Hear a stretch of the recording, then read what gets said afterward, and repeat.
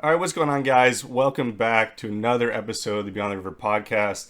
My guest today is a steelhead smallmouth bass fishing guide who typically does a lot of his work in the Lake Erie tributaries. His name's Scott Grassi. Scott, you just want to introduce yourself a little bit?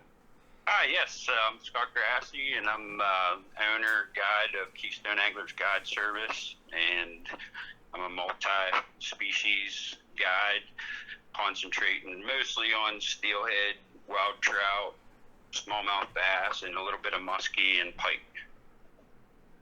And so, just something I kind of like to ask everybody because the story and how we get into fishing and how we get into fly fishing is kind of unique to everybody. So, Yep. so how did that go for you? I started young fishing around State College up in the mountains, fishing for brook trout and using worms and wax worms. And slowly, as I got older, I had a buddy that was an Orvis guide, and he turned me on to fly fishing. And once I started fly fishing, I never looked back on the bait or lures. And, I Mm-hmm. jumped into the trout, and that's basically all I did for years was the trout fishing. And then slowly I started progressing into other species of fish, and now I'm hardcore into the musky personally. That's what I enjoy doing, and Mm-hmm. that's the fish that drives me and makes me want to be a better fly angler. Yeah, so I'm a little curious about your transition from, I do think a lot of us in terms of fly fishing, I think we kind of at least new people have their natural progression where they start with like bluegill just to like gain their like skills or whatever, casting, retrieving, all that stuff. And then Yeah. typically it's a big trout fishing. When you think of fly fishing, you kind of think of trout. And then there is these other aspects like the smallmouth bass, the muskie, which are still super popular, but not necessarily what you think of when you think of fly fishing. So how did you kind of transition more into those other like warm water species? Well, basically, I had a friend that was fishing for muskie and pike and toothy fish, and he was fishing with gear. But in my own head, I was into the fly fishing, so I started thinking to myself, why don't I try chasing these other fish, with the flies? And Mm-hmm. once I started dabbling into that a little bit, it just, it's so addictive that now I can't stop. Yeah. So I guess it's one of them deals that I did trout for so long, and I love trout, and that's where I came from. But I don't know if you want to say the trout fishing got stale for me, Mm-hmm. and I don't want to make it sound like trout fishing's easy, but it just kind of, it is what it is. Yeah. The muskie and stuff like that, you're basically on their terms, and they're challenging, and you don't catch them every time you go out like trout. So basically, it's the challenge of the fish that drives me towards the muskie and the pike. And even the smallmouth. The smallmouth, they're a fun species too. I mean, I fish lake run smallmouth, and they're challenging in their own right. But Mm-hmm. if they're there, and you present a fly well, they're going to hit it no matter what. Mm-hmm. So you're more looking for the challenge of the quote unquote fish of 1,000 casts and the big toothy guys. Exactly. Yes. It's the challenge of doing it, and the fact that not everybody can do it. So when you make it happen, and you're doing something that the majority of other fly anglers can't do, or don't want to do, or don't want to, put forth the effort, I like kind of doing what other people don't do, basically. Mm-hmm. Yeah, and I get you. I completely agree. I've been the trout guy forever, and trout are still near and dear to my heart. But doing the same thing over and over and over again, it does. No matter how much you love it, it does fade a little bit. And I personally transitioned into more like bass, musky stuff by pure necessity. I I got into a car accident earlier in the summer, so I couldn't drive, and the trout streams located within a bike ride from my house was extremely minimal. But I live right across from the river, Yeah. which they have smallmouth bass. There's walleye in there, the occasional muskie. Plus, there's a nice musky creek down the road. So it was either sit in your room on your phone, or you can still go fishing, but you gotta do other things. Yeah. Yeah. Yeah. And then I got out there, and I'm smallmouth bass fishing, and I hook into an 8-inch smallmouth, which is not very big at all, Yeah. and my 6 weight is absolutely bent over, and I'm freaking out because I think I got a monster on. Yeah. Yeah. And it was a blast. And then I tried the musky stuff just because of how close I was to good musky water. And sure enough, I got a blow up on one of my first trips, and Yeah. my heart absolutely stopped. And I've been trying ever since to catch one with minimal success, but it will happen. Oh, it'll happen, Yeah. and it takes time, and you got to embrace that grind, so to speak, and the fish don't give it up easy, and that's what I like about it. I don't want easy. I want challenging, and you're doing the right thing by putting the time and the effort into it. Mm-hmm. Which again is something. As much as I want to catch it, I'm kind of glad I didn't catch that first muskie that blew up, because what I mean. In a sense, it would be like fish of 1,000 casts. Like that just happened in 30. Like, what are people talking about? I know. So, Yeah, it's crazy. It's it's a fun fish to chase for sure. yeah. So, from becoming a fly fisherman, how then did you become a guide? Well, honestly, I was fishing one day with my kids over, and I think we were on the Little J, and I brought them up since they were young on fly fishing, and I was sitting on the bank, honestly, just watching them, and they're yanking fish in left and right, and I was thinking to myself how well they turned out and how good of fly anglers they were, and I was like, and it just popped into my head. I'm like, man, I'd love to teach other people the same thing, like. Mm-hmm. I just think it'd be cool to help other people catch fish on flies, and a lot of people think fly fishing is this big complicated sport, and it really isn't. I mean, as you know, it's just presentation. It's Mm-hmm. it's just putting time and effort into it, and anybody can really catch a fish on a fly if they know what to do. So basically, that's how I got started into guiding. And once you guide a couple people and you see the thrill, that they experience, and how happy you make them by helping them accomplish a goal with them, it's so addictive. So Mm-hmm. that's what kind of drives me and motivates me to keep doing it and keep being the best guide that I can. Mm-hmm. So the majority of your guide service, which is Keystone Guide Service or Keystone Anglers? Keystone Anglers Guide Service. Okay. It's majority. Would you say the majority of your business is Steelhead? Yes. Right now, the majority of my business is Steelhead. I next would be the trout, Mm-hmm. and then smallmouth, and I do limited musky stuff right now, just because of some of the waters that I fish, I could never take anyone to, just because it's crazy to try to get into Yeah. some of these areas, and I can't risk hurting somebody.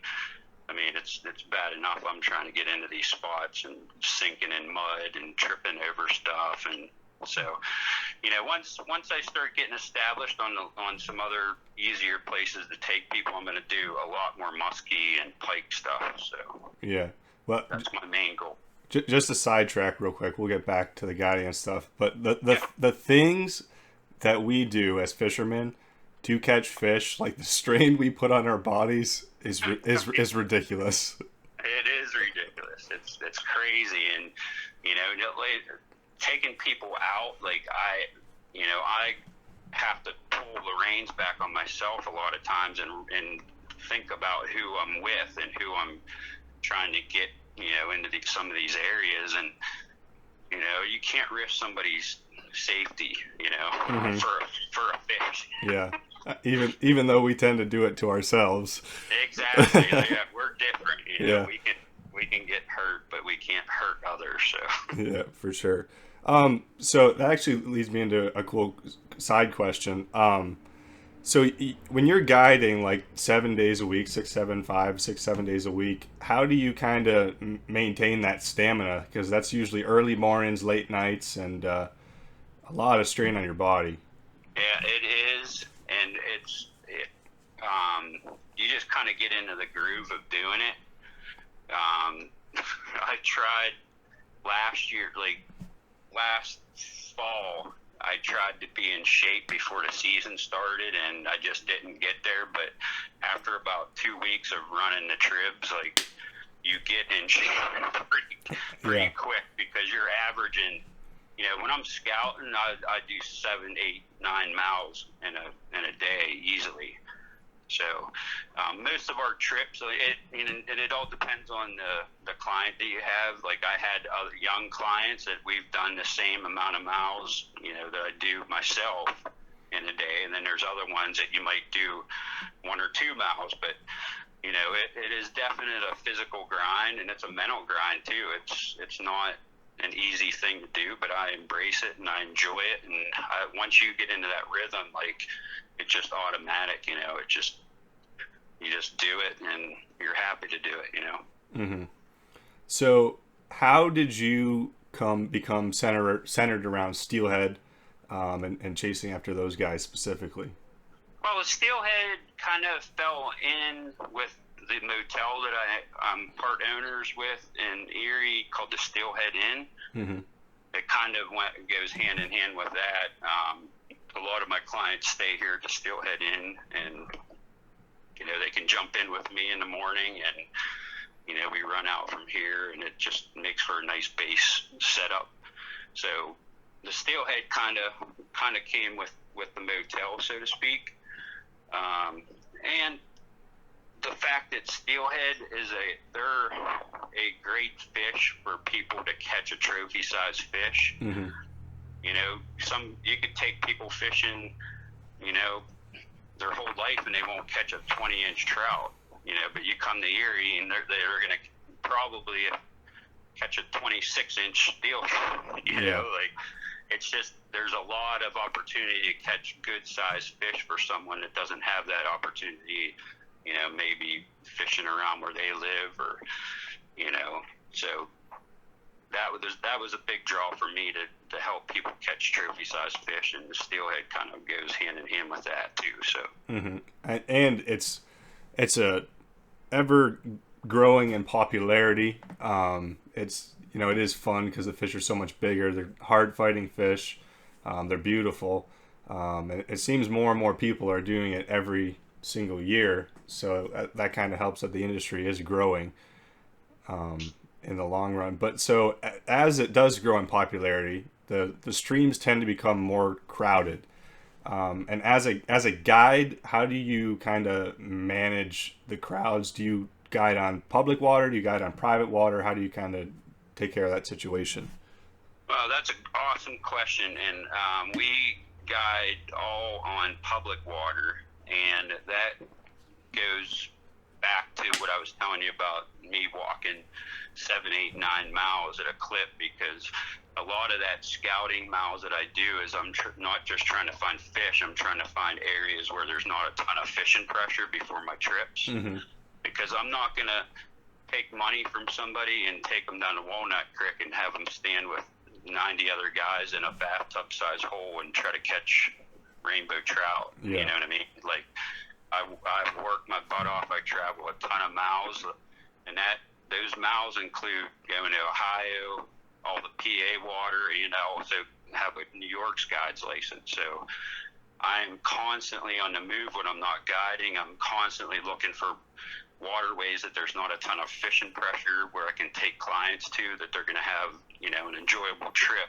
And that enjoyable trip isn't just catching fish, but it's enjoying being out and not having crowds around them and not having people move in on them when they catch a fish. And, that's the whole experience I'm selling with these trips. It's not just about catching fish. Mm-hmm. And another thing too is Anthony Nicoletta. He's a guide with us too, and he lives in Erie, so he works his butt off as well, covering water and giving me intel, and I give him intel, and it's just a team effort on that. So. Mm-hmm. And so with that, okay, I had a question and I lost it for a second, but that's all right. With that, so kind of, what's a typical day like with a client? Like, how early are you getting up? Like, is lunch provided? Is full day, half day? Kind of. Yeah. We, on our full day trips, I leave it up to the client. Okay. The day needs to be fun and enjoyable to the client. So if that means them getting up at 9 and getting on the water by 10 and them fishing till 3, that's totally up to them. My full day trips, I want my clients to start as early as they can, and I want them to fish as long as they can. I don't. The industry standards 8 hours on full day trips. My clients are out catching fish and it's 8 hours. I'm not going to pull them off the water because their trip's over. They're going to fish until they're done fishing. So I just can't understand that mindset, And then on the other hand, if they're out fishing for 8 hours and don't catch a fish, how can you pull them off the water? Yeah. Yeah. We're gonna grind on days like that until we find fish. And honestly, there's been times where the fishing's been really bad, and the client had some tough breaks and lost fish, and it's been 10 hours and we're still out there. We're gonna catch fish one way or another. So as far as lunch goes, again, that's up to the client. They want to take lunch. We don't provide lunches just because of the liability with, food allergies and stuff like that. Yep. You can't really, we give somebody something and they have an allergic reaction, and there's just liability wrapped up in that. So we leave it up to them. We can leave the water and grab lunch, or we can eat lunch on the stream. It's really up to the client. Mm-hmm. So. Yeah. Who eats lunch when they're fishing anyways? Yeah. It all depends. Like I take kids, and the kids, sometimes, a lot of times the kids, they need to eat, and it's really in the person. I don't begrudge anyone if they want to take a break. I can go grab a coffee and re-energize that way, but. Yeah. Me and Cody always give our buddy Luke. He likes to fish with us. He always wants to take lunch. To Cody and I, we'll grab something on the way home when it's dark and there's no more fishing to be done. But yeah, exactly. Luke always wants to take lunch. Yeah, if it's me, I'm not taking lunch. I'm out there for the day. So, but you can't really ask people to do that. And a lot of these people that I'm taking, they aren't full-time fishermen like us. You know what I mean? They're out just to have a great time, like a great day. Sometimes it's a great weekend, and that might be the only time they get out that year. So, they don't want to go out and just grind themselves into the ground. Yeah. I tell you what, Monday mornings after a weekend of fishing is probably the single worst day for your body. I know. That's why, like, on my days off, I tried to make myself go, because you don't want to, I don't know. It's just easier if I just keep going on my days off and getting out and making my muscles work and stuff like that. And plus, Tyler, I'm old. So. I'm not a young buck, like you. So I gotta make sure my muscles work. Yeah, an object in motion stays in motion. Basic physics. Exactly.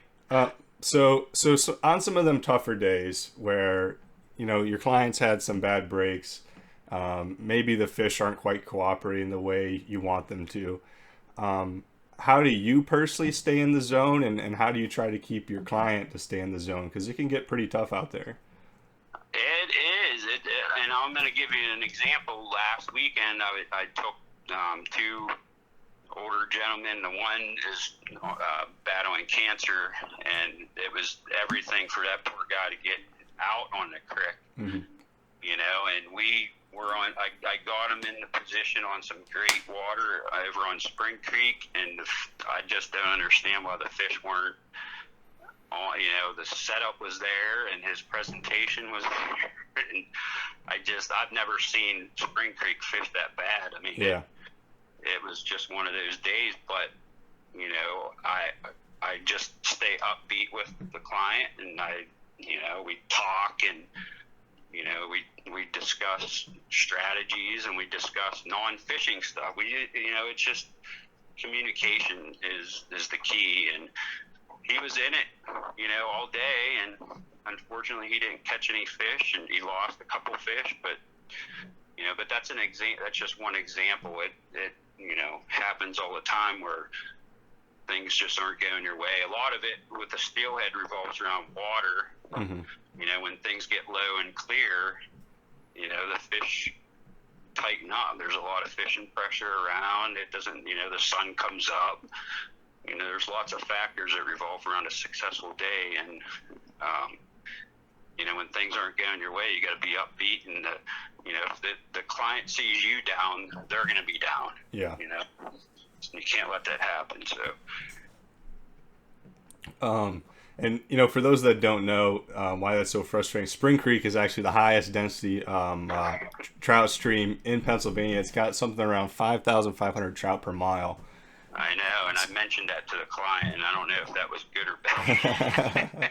Which no, he is a great sport. He was an awesome sport, and I took him steelhead fishing before, and I got them all on their first steelhead, and so they knew that, you know, they knew I was doing the best that I could. It just, I don't understand why the fish weren't on that day. I don't know. Yeah, well, I mean, you know, we hold a lot of competitions on Spring Creek, and you're looking at some of the best like, not me personally, but some of the guys I compete against, you're looking at some of the best anglers in the country. Yeah. And where they're struggling to put, you know, a couple of fish on the board, and those guys can catch fish anywhere in the world. So it can happen to anybody. So that's for sure. But definitely, you know, thoughts and prayers out to him and his family as he battles through cancer and whatnot.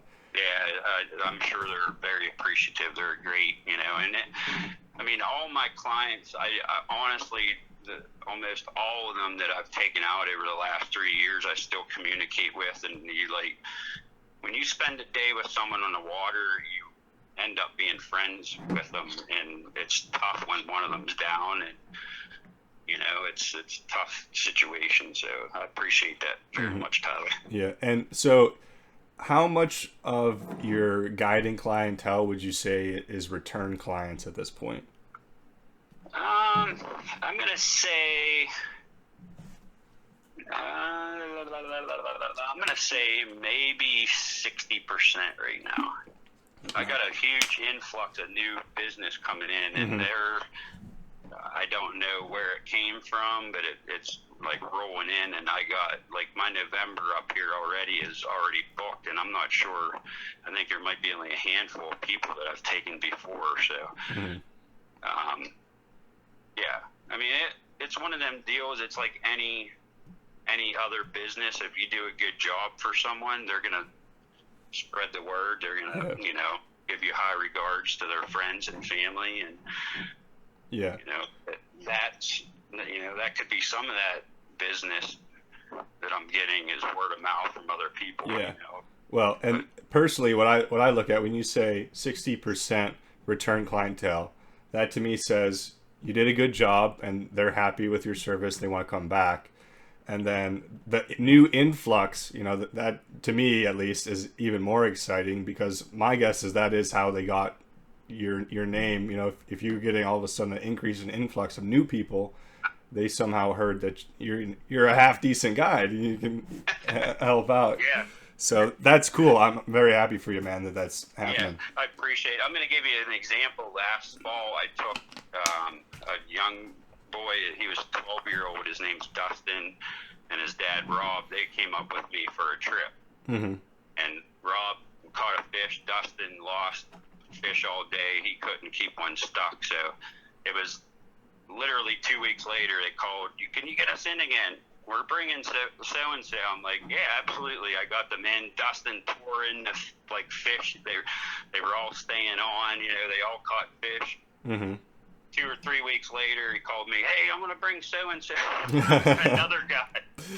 So that first trip brought 2 other trips for them, and and I had several other clients that were like that, where they took, they came for repetitive steelhead trips last year. So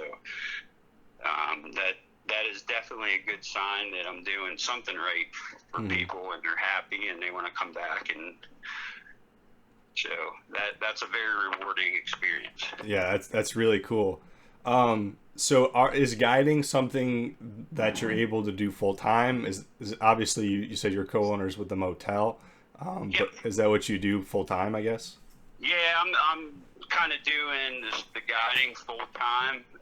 It's not full time, like 12 months a year right now.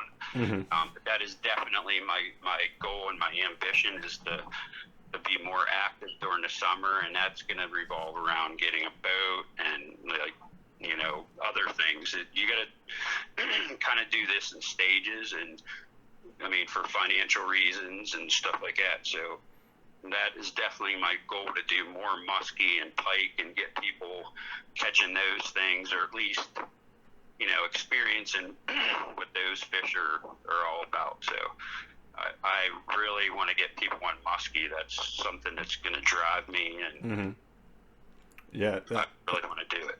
That's actually kind of cool, because it seems like everything's kind of coming full circle, where you kind of start out as this trout guy, that transition into the steelheading and the inland trout stuff, and then you said you've been really into muskie and pike and toothy predators, and so that can kind of fill this gap you have in the summertime where trout fishing, unless you live in in-state college, is really not all that great in Pennsylvania. So it's a perfect time to add in those other species that you personally enjoy fishing for. So hopefully I hope that works out for you and you're able to switch that up. Yeah, I appreciate it. I just know the thrill I get from landing a muskie, and I want other people to experience that. I want to help people feel that. You know what I mean? Like you, when you make it happen, you're gonna know exactly what I'm talking about, because it's like winning the Super Bowl when you land a muskie on a fly. I mean, they have hard mouths. They don't feed a lot. They don't stay stuck a lot, but when you finally make it happen, it's very, very rewarding, and it's an awesome feeling. I want to help other people feel that feeling. So that is definitely motivating me to make some things happen, and it'll be happening probably next spring and summer. So yeah, well, and I'm a biologist, by trade. I work for the Fish and Boat Commission, and just kind of a little bit background on why muskie are so hard for those that don't know. I'm sure but people think that muskie are these big, ferocious predators, and they are 100% predatory, but the big idea is that they eat nonstop. They're constantly hunting and whatnot. That's actually false. When when fisheries and hatcheries managers and stuff, they stock muskie as bait fish controllers, that's actually not the best management solution, because muskie, they eat and then they don't. Yep. And then they eat and then they do. So like, you have to you have to get the fish territorial and piss it off with your fly that it's just hitting it because it's pissed at it, or you have to somehow get it in that window when it's eating. Yep. So, and that's it seems in my I'm a big math guy, numbers guy. So in my head, that's like, wow, like you're like pulling the strings and you're winning the lottery. Exactly. Yes. That's what it's about. And I learned when I first started doing it, and I fish a lot of smaller bodies of water, so sometimes you'll be able to see a fish, and I'd throw my fly out, strip it in front of it, wouldn't even look at it. I'm like, what is the deal? This is a muskie. It's supposed to destroy anything that comes in front of it. Mm-hmm. You know, but I learned right away that that's not the case. You know what I mean? So that all plays hand in hand with other strategies for them, such as playing the moon, playing, you know, weather systems moving in, you know, different things like that to try to stack the odds in your favor of them possibly feeding. So they're a tough fish, man. Yeah, and so, you know, I had an opportunity with a muskie very early on in my experience, and it kind of sits with me and it kind of haunts me a little bit. Do the fish ever get in your head? Do they haunt you? Like, I have a fish right now that I've been chasing for over a year. Last fall, I had it followed in the evening. It followed back. I mean, it's 50-inch plus. I mean, it's in that caliber. I mean, looking at a fish in the water, it could be 48, it could be 52. It's in that caliber of fish, and it followed in the evening and didn't hit, and I tried again, nothing. Went back the next day, it followed again, like within 3 feet of me, and turned, went away. Next day I went back, and it rained, and the whole water system flooded, and I never got back. So I finally got back like a month ago, and a full moon, everything's perfect. I freaking hooked that fish, and it jumped out of the water and threw my fly. Jesus. That fish is probably going to haunt me. I've been back, I think, 8 or 9 times, you know, at different points here in the last few weeks, and I haven't moved. I saw it the other day. It went in the other direction. Didn't want nothing to do with my fly. So that's one fish that is haunting me right now, but I'm dead set on catching that fish at some point. So yeah, we'll see what happens. Yeah. So how do situations like that kind of motivate you, kind of force you to adapt and to learn? Like, do you go back to the drawing board with flies, or, you know, obviously you were fishing the moons. So, I mean, is the full moon the best moon to fish? Honestly, I have all my catches wrote down with the moon, and I've caught fish on full moons. I caught them on new moons. I've caught them with, you know, on days where it was supposed to be a horrible, you know, moon to fish. There's definitely something with the moon, but I also think that the weather systems play another huge part into that. So as far as re-strategizing, like, I try not to overthink it. You know, Tony Sandrone from Nightmare Musky Flies told me, you know, I'm always texting him and throwing ideas at him. He's like, listen, don't overthink it. The fish has the brain of the size of a pea. Yeah.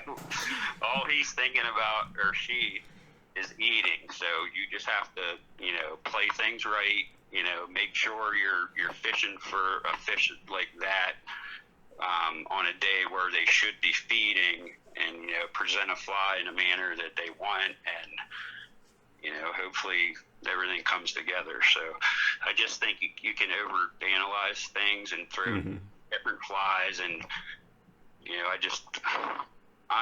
my flies are so limited. I have a lot of flies, but I only use a handful of flies. Like, I like using natural, you know, perch colored flies, fire tiger, suckers, and maybe shad pattern, but that's about it. That's all I use. So it's all natural forage in river systems and lakes, and, you know, that's basically what I run and gun with, and it's helped me so far, and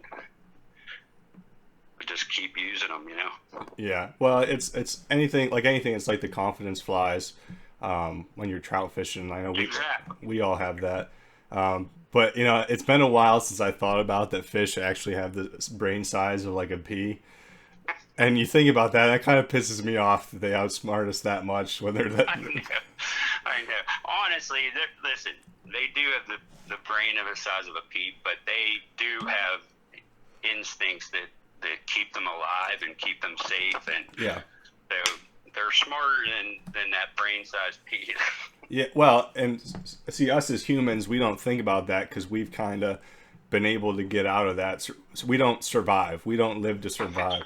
We live in luxury. So, like, it's like those crazy stories when like someone's life is endangered and all of a sudden they can lift up a car. When you gotta do it, you gotta do it, and the fish are gonna do it when they gotta do it. Exactly. That's exactly right. But I completely understand what you're coming from with overthinking it. I know personally, and I have some friends, because I am a competitive fly fisherman for trout, and I've seen a lot of great fishermen, and I've personally beat a lot of great fishermen that I probably shouldn't have beat, just because my tactic was simpler and I was confident in it, and they were necessarily probably the more knowledgeable and probably the more skilled angler. But because you get in your head, you overthink it, you end up becoming worse as an angler. Yeah, that's exactly right. And trout's perfect example of confidence flies. There's certain flies that I feel comfortable catching trout on, and there's other ones that I can't catch a damn trout on, but other people catch trout on. So, yeah. It's the same with musky flies. I think, I use a lot of Tony's changers and Dom's T-bones. I use a lot of. I don't use a ton of Bufords. Mm-hmm. I'd like to. They have a little bit different approach to the fish, and they suspend a little bit more than the other ones. So I think they play a part in everybody's repertoire. I just don't have the confidence in them because I don't catch a ton of fish on them, but yeah. And so kind of like, how does what's your attitude with every cast? Because it is a lot of casting, and when you're not paying attention, that's when it's going to happen. Exactly. So that's a great question. My first muskie that I ever caught was on a day I was grinding. It was probably 8 hours. I grinded the same 150-yard stretch of water. Tyler, I'm not exaggerating. 8 hours of hitting the same 100 yards back and forth, back and forth, back and forth, back and forth. And I knew there was fish in there. I saw them, at different points prior to that. I saw them in different areas, and I'm like, I know the fish are here. I just kept grinding. And I worked my way back up, and I'm starting to get frustrated. After 8 hours, my torn rotator cuff was acting up, and I started casting out and stripping like 3 or 4 times, and then like hard water hauling out. Get into my back cast again, and freaking this fish hit on my water haul like a great white shark. That's literally 3 feet from me. It was like, what the hell is this? And it was on. I mean, she inhaled I had an 8-inch changer on in perch, and she inhaled it, and it was literally coming out her gill. That's how far down it went. It was almost coming out of her gills, but that just shows you that that speed and that that fish wanted that appearance and that presentation of that fly for some reason, because I guarantee that fish saw all my other presentations and didn't want it for some reason. She wanted that fast. So in my head, when things are getting slow and I'm having tough days, I speed up my presentation a little bit, and I've caught fish like that now. Not that fast, but, we'll do 2-handed, strips. Just kind of basically changing it up, kind of keeping it interesting for yourself.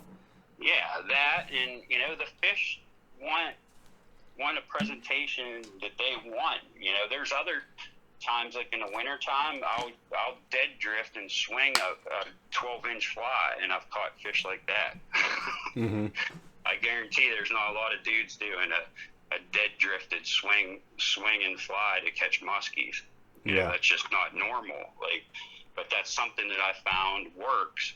You know, it's a slow presentation. It looks like a fish that's just coming, you know, fluttering down through, you know, a river, and the current's bringing it down, and that thing just swings in front of a fish, and they can't resist it, and they crush it. You know, and those types of bites, they inhale it, and you normally hook them pretty well when they do that, because it's more of just an easy feed bite. You know, when you're stripping real fast or stripping quick, you know, sometimes they miss and hit the tail end of the hook, and you only get the little tail hook into them, and you know, sometimes that's not enough, and they throw it. You know, but now. Is that something that you just kind of happened upon? Did someone tip you off that might be a good technique? No, I just learned on my own. I didn't have anyone telling me how to fly fish for muskie. Just I went out with musky flies and fished musky flies the same way as I fished trout streamers. Yeah. Did you do any like reading or anything? I didn't read anything, honestly. Yeah. And see. And it's not, you know, it's not braggadocious. I was so gung-ho on getting out on the water and doing it that I just didn't really have the time to read up on it, you know. Like, I went out and, like, I'd experience something. I'd shoot Tony a message, or I'd hit a buddy of mine up. Hey, you know, this happened. What do you think, you know? It's good to have other people that are doing the same thing as you, and bouncing ideas and stuff like that. But as far as like all my presentation stuff, I basically just learned it by doing it, and you know, the fish will tell you if it works or not, you know. Yeah. And see, I love that 100%, because you know, now I don't want to discredit books, because books can be good. They can shorten your learning curve to a degree. But I think today that the market is so saturated with books on fishing.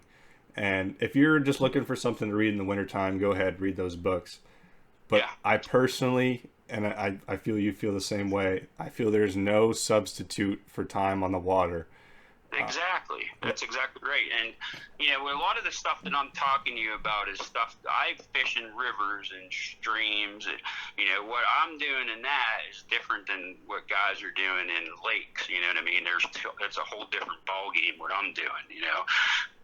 What I'm finding is river muskies act exactly like a trout. I mean, there's really no different. They're taking advantage of current breaks, and they're out of the current. They don't want to waste energy by fighting current. They don't want to, you know, so sometimes they're not as quick to be coming out of that current break to chase flies down. So sometimes a slower presentation and swinging that fly and letting it come in front of them is more of a natural presentation to them, because, you know, the current's bringing them food all the time. You know, they don't have to chase a sucker, you know, 20 yards to eat it. You know, the current's bringing all kinds of good stuff for them to eat. So I think, you know, the river muskies, especially that slower presentation works better. You know, you can't do that in a lake or anything. Yeah. Well, in my mind, like, I just did the full-on Rocky pose, because you said the magic word, fish it like you're fishing for trout. I can do that. That's what you do. There's no, like, you know, everyone thinks you go out for muskies on the fly, you throw it out and strip it. Yeah. Like, that's only part of it. There's other strategies that revolve around these things eating that, you know, just go out and fish. Like, I literally work those 12-inch game changers just like I would like a sculpin. Yeah. Yeah. And I listen to a lot of like business podcasts and stuff, and like their whole thing is you need to learn not by other people, or not having a mentor. You need to learn from the consumer. If you're a producer, you need to learn from the consumer. And so this is the exact same thing. You need to learn from the fish. You know, the fish are the ones that are going to tell you if you're doing it right. If you're not catching anything, you're not doing it right. Now, you might not be doing everything wrong, but you're not doing what they want. So you gotta change and adapt. That's exactly right. And that's the most true statement you can say. I mean, the fish will tell you if you're doing what it's going to take to catch them. So. Yeah, that's so. How long did it take you to get your first muskie on the fly? Well, it took me, after losing, I lost the same fish 3 times because I was trout setting on my hooks.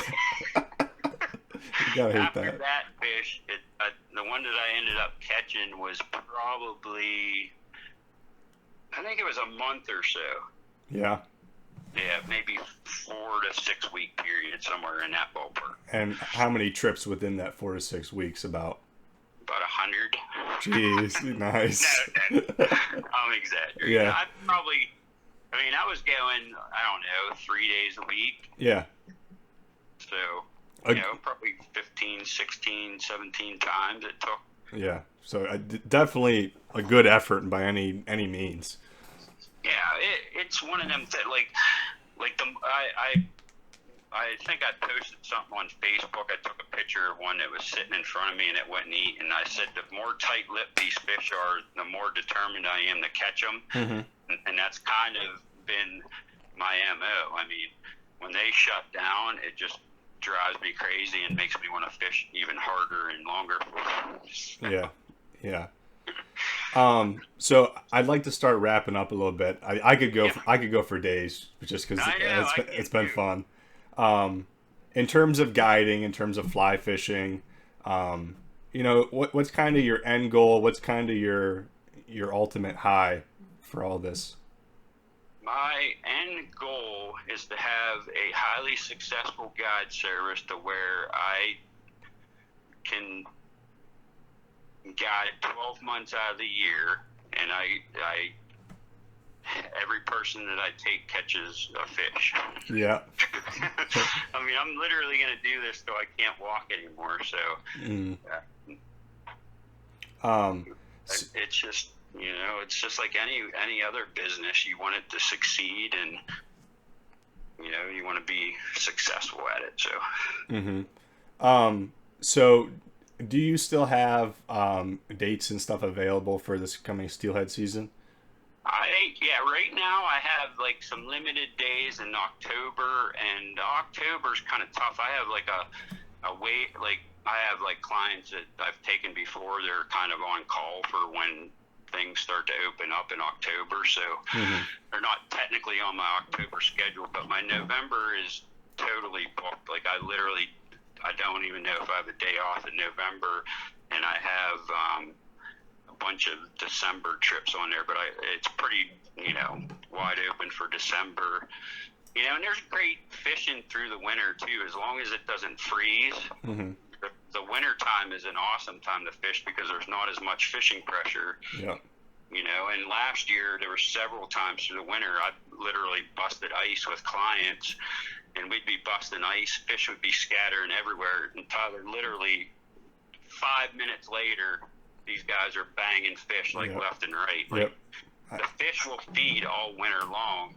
It's just whether, you want to deal with the ice. I was so fortunate last year. I only had, I think, 2 trips that had to get postponed because of the ice. But I'm pretty wide open after November on trips dates. So as far as people booking with you, finding you on social media, your business, how can anyone go about that? Well, I'm on Instagram, on Keystone Anglers Instagram. I'm on Facebook, and through our website, www.keystoneanglersguideservice.com, or you can call me directly at 724-766-3196. That's probably the easiest way to get a hold of me. Okay, awesome. Well, I'll hold you on the line for a second afterwards, but as far as the podcast goes, I hope your season is good. I hope your clients enjoy. I'm sure they will, but I hope your season's well. The fish cooperate. I know it's kind of been a dry year so far. But hopefully it all goes well for you, and yeah. Well, I'm very appreciative. Thank you so much for having me on your show. I've been a big fan of yours, and you're doing a lot of great things, Tyler, and I appreciate you thinking of me, honestly. It's always nice when people want to hear what you have to say, coming from a father of 3 boys that never want to hear what you have to say. That's just because you're their dad. I do the same thing with my dad, and I appreciate all those kind words too. So it's been good. Like I said, I'll hold you on the line. But guys, that's gonna do it for this week's episode of the podcast. I do encourage you to check out all of Scott's stuff, especially during this Steelhead season, and even still, I've seen quite a few awesome musky pictures lately, if I could speak. But the Steelhead, you'll definitely see some great photos from him and his guide service as they do some great work. But check all that out, and thanks for listening, guys.